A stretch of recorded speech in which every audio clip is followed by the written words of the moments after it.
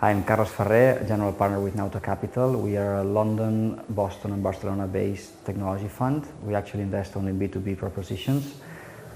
We have now 350 million assets under management across 3 different funds. We just closed our 3rd fund, actually was last in Q1, and it's 155 million euros.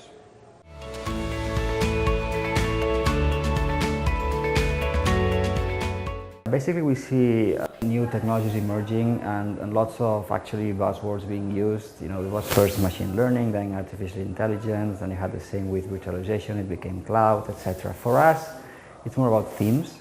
So we think about, for instance, a massive industry like retail. Okay, this is a $37 trillion industry that is being transformed right now. Not only because Amazon is getting in, but also because you have all the online portion, which is only 20% of the revenues generated in retail, that actually is eating the offline portion.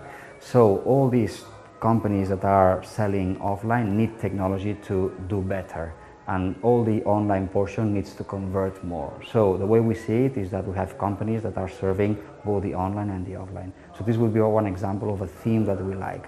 Another theme potentially would be market research. Okay, so market research is, again, it's a $1 trillion segment, but actually it's very inaccurate, it's very slow and very expensive. So we are investing in companies that actually do the same processes but much faster, in one day, what basically usually takes 1 month, and for a fraction of the cost. So again, it's leading technology, of course, using AI or machine learning, any kind of technology that is becoming a commodity, but disrupting a very traditional market. And these are just 2 examples.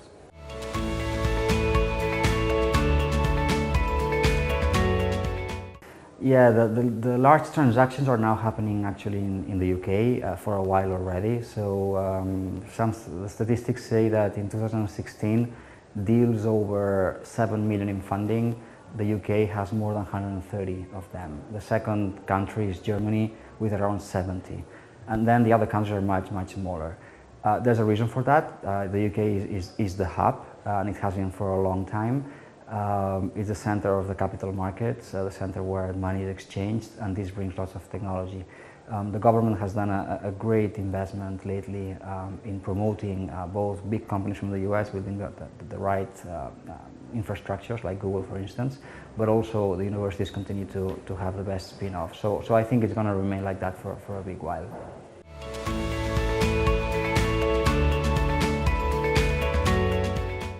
Absolutely. The countries that have had the governments more active are those that are doing better, and that's a long-term investment. It's an investment that it doesn't happen one year for the next. It's usually a cycle of 5 to 10 years. Governments have to give grants, loans that companies can actually repay many years. Some of them have to be without risk, and it's an investment that sometimes is being lost, but actually is promoting a hub, and that takes many years.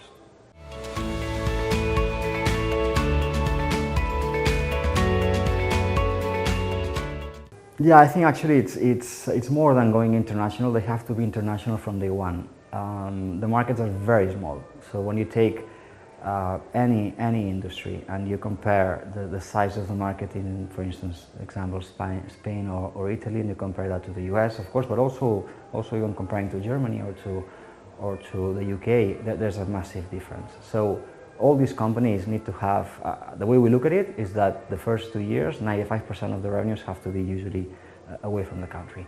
And that's the way to test the market, is the way to see if the team is going to be able to migrate themselves into the new markets. Usually companies in Europe start in their market, but then rapidly into the large hub in the continent. Many times it's London, before they go to the US. It's very important not to go to the US very quick, because the US is more expensive. Everything happens too fast. There's not a lot of loyalty among teams. So companies tend to spend too fast in the US. So that's a risk. So that's why we usually see our companies going from Italy or from Spain or from wherever they are into the UK mainly, and then to the US as a second stage.